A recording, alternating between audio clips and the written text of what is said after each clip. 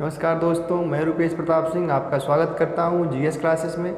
जैसा कि आप सभी लोग जानते हैं कि हम लोग सिंधु नदी घाटी सभ्यता के बारे में पढ़ रहे हैं, या आप सभी इस बात से अवगत होंगे कि इस सभ्यता के सबसे महत्वपूर्ण नगर हड़प्पा और मोहनजोदाड़ो थे और यहाँ से सबसे अधिक प्रश्न उठाए जाते हैं। अब इन दोनों शहरों के बारे में हम लोग अलग अलग करके ऐसे मोटी मोटी बातें हमने देख ली हैं, कहाँ से क्या प्राप्त हुआ, कहाँ से क्या प्राप्त हुआ, लेकिन सिंधु नदी घाटी सभ्यता में हड़प्पा और मोहनजोदाड़ो से संबंधित जितने भी प्रश्न उठाए जाते हैं इस क्लास में हम देखेंगे।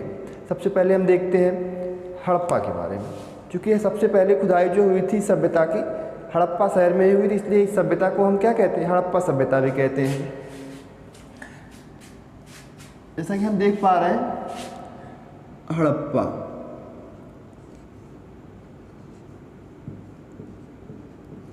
हड़प्पा नगर, सिंधु नदी घाटी सभ्यता में हड़प्पा नगर की खुदाई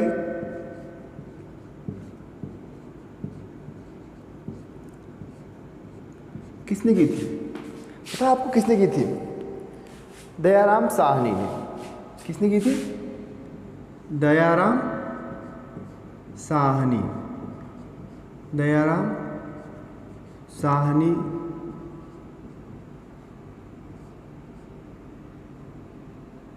की देख रेख में हुई थी। किस वर्ष हुई थी बेटा? 1921 में। किस वर्ष हुई थी? 1921 में हुई थी। सबसे पहले हम देखते हैं इस सभ्यता में, मतलब हड़प्पा शहर में यहाँ का नगर विन्यास कैसा था। नगर विन्यास का मतलब समझते हैं। नगर विन्यास का मतलब ये था कि नगर की व्यवस्था कैसी थी, कैसे नगर बसे हुए थे। सबसे पहले देखते हैं इसमें एक पश्चिमी टीला था। क्या था बेटा? एक पश्चिमी टीला था, ठीक है। एक पूर्वी टीला था। क्या था? एक पूर्वी टीला था। ये क्या था? एक रक्षा प्राचीर से घिरा हुआ था। रक्षा प्राचीर समझते हैं?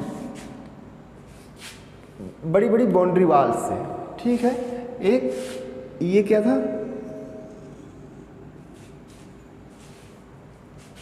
ये पूर्वी टीला था। हम यहाँ लिख देते हैं पूर्वी टीला।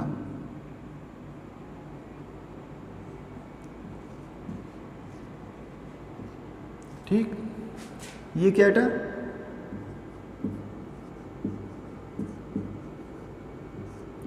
पश्चिमी टीला था। समझ रहे? पूर्वी टीला जो था थोड़ी ऊंचाई पर था। ये कैसा था? ऊंचाई पर अवस्थित था। ऊंचाई पर अवस्थित था। ये इसकी अपेक्षा थोड़ा नीचे अवस्थित था। थोड़ा नीचे अवस्थित था। किसकी तुलना में? पश्चिमी टीले की अपेक्षा। बीच में क्या था? नगर था, ठीक है। अब इसके बाद क्या था? नगर था। अब हम ये देखते हैं कि पूर्वी टीले के पास यहाँ पे एक 12 कमरों का एक भवन प्राप्त हुआ है। कितने कमरों का बेटा? 12 कमरों का। 4, 5, 6।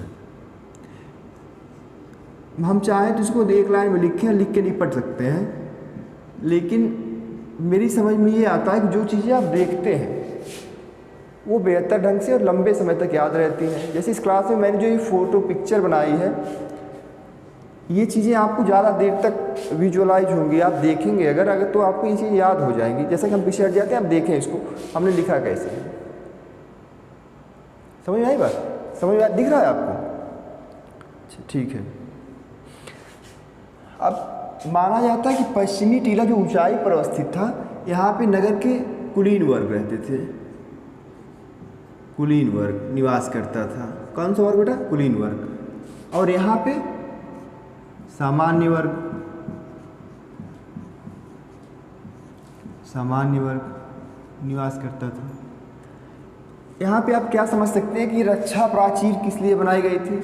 रक्षा प्राचीर इस पर्पज से बनाई गई थी कि जैसे कोई बाह्य आक्रमण हो, पशु पक्षियों का आक्रमण, पक्षी हमने गलती से कह दिया, जंगली जानवरों का आक्रमण हो, तो उससे सुरक्षा के लिए क्या बनाया गया था?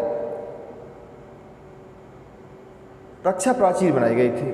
ठीक है, इस पर्पज से रक्षा प्राचीर बनाई गई थी। इसके अलावा आप ये देखेंगे इस पर्पज में कि इसमें जो प्राप्त हुआ है,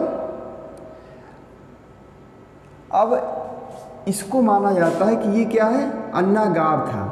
क्या था बेटा? अन्नागार था। अन्नागार समझते हैं? ठीक है। इसके अलावा यहाँ पर 2 कमरों की एक बैरक प्राप्त हुई है। क्या ये? बैरक। 2 कमरों की एक बैरक प्राप्त हुई है। ये 12 कमरों का एक अन्नागार प्राप्त हुआ और 2 कमरों की एक बैरक प्राप्त हुई। माना जाता है कि जो अन्न यहाँ पे रखे जाते थे, उस अन्नों की सुरक्षा के लिए, उस अन्न की सुरक्षा के लिए जो लोग लगाए जाते थे, उनको रहने के लिए ये 2 कमरों की बैरक बनाई गई थी। समझ रहे? इस तरह का वहाँ का एक नगर विन्यास था। किसका? हड़प्पा। समझ रहे? हड़प्पा, मोहनजोदाड़ो, ये दोनों जगह पे, इन दोनों जगहों का क्या था? नगर विन्यास एकदम एक जैसा था। मतलब वहाँ पे ऐसे ही आप पश्चिमी टीला था, पूर्वी टीला था, ये दोनों रक्षा प्राचीर से अलग अलग घिरे हुए थे। कुछ इस तरह की ही व्यवस्था आपको जैसी हड़प्पा मिलती है वैसी मोहनजोदाड़ो मिलती है। तो हड़प्पा नगर में जैसी है ऐसे मोहनजोदाड़ो में भी। इसको आप याद रखें, इसका आप एक स्क्रीनशॉट ले लें। इसको आप कई बार देखेंगे अगर, तो आपको ये चीज़ें याद हो जाएंगी, और याद हो जाएंगे तो इसको आप परीक्षाओं में आसानी से कर पाएंगे। मैं पीछे हट जाता हूँ, उसका जरा से स्क्रीनशॉट ले लें आप।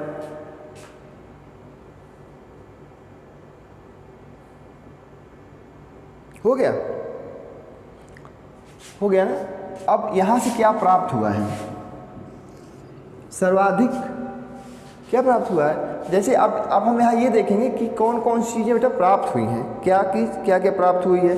यहाँ पे एक सींग वाले जानवर का, एक सींग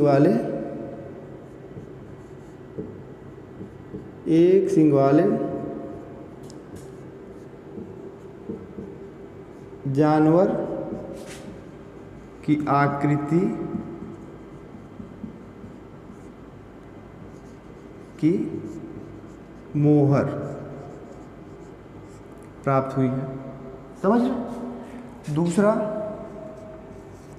एक मोहर पे क्या बना हुआ है? एक गरुड़ है, गरुड़ जो एक सांप को एक अपने पंजे में पकड़े हुए हैं। समझ रहे हैं? क्या है? एक गरुड़ है जो सांप को अपने पंजे में पकड़े हुए हैं। समझ में आई बात? इसका एक स्क्रीनशॉट ले लें आप पूरे का। ठीक है? इसके अलावा जब मैं इसको रब कर देता हूँ, उसके बाद आगे मैं लिखता हूँ, ताकि आपको ये सारी चीज़ें स्पष्ट हो। मोहनजोदाड़ो में क्या क्या प्राप्त हो, आपको एक बार में आपको याद हो जाएगा। इसको स्क्रीनशॉट ले लें आप।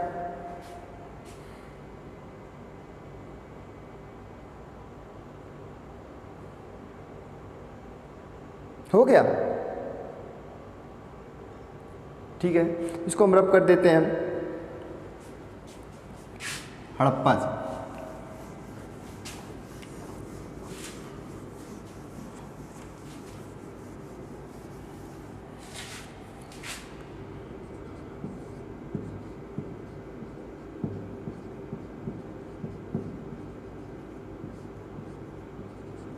सर्वाधिक अभिलेख युक्त मुहरें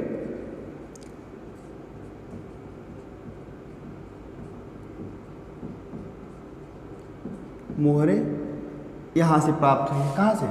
हड़प्पा से ही प्राप्त हुई हैं। सर्वाधिक अभिलेख युक्त मुहरें कहाँ से प्राप्त हुई हैं? हड़प्पा से प्राप्त हुई हैं।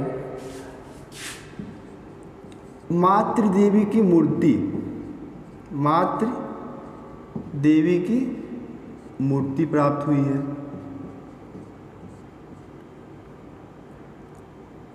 मातृ देवी की मूर्ति प्राप्त हुई है। समझ में आई बात? मातृ देवी की मूर्ति प्राप्त हुई है। इसके साथ में क्या हुआ है? शंख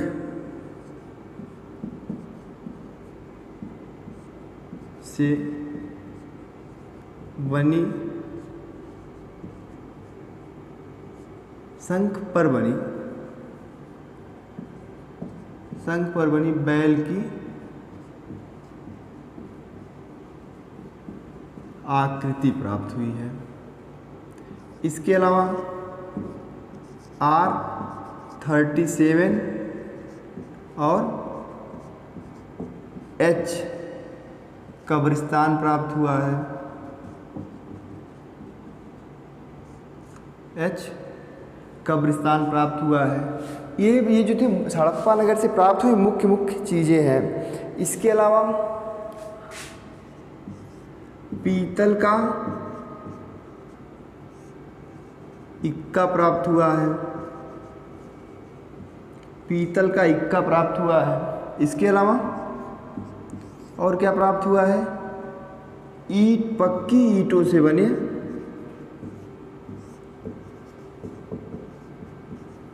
पक्की ईंटों से बने वृत्ताकार चबूतरे प्राप्त हुए हैं। समझ में आई बात? इतनी चीज़ें आपको हड़प्पा से प्राप्त हुई हैं, हड़प्पा नगर से प्राप्त, हड़प्पा सभ्यता की बात नहीं है, हड़प्पा नगर से प्राप्त हुई हैं। समझ में आई बात? इसको आप नोट कर लें या फिर स्क्रीनशॉट ले लें। आपको हड़प्पा नगर से अगर क्वेश्चन उठाए जाते हैं तो इतने उठाए जाएंगे, इसमें से आप क्लियर कर लेंगे। इसको आप स्क्रीनशॉट ले लें। हो गया? ठीक है। इस तरह से आप समझ पाए होंगे कि हड़प्पा नगर से क्या क्या चीज़ें प्राप्त हुई हैं। अब हम आपको मोहनजोदाड़ो के बारे में कुछ जानकारी देंगे, जो कि हम अगले वीडियो में देंगे। इस वीडियो को आप 2 बार देख लेंगे। हड़प्पा से आने वाले सारे के सारे क्वेश्चंस आप सॉल्व कर पाएंगे। अगर आपको ये वीडियो पसंद आया हो तो आप इस वीडियो को लाइक करें और चैनल को सब्सक्राइब करें। बहुत बहुत धन्यवाद।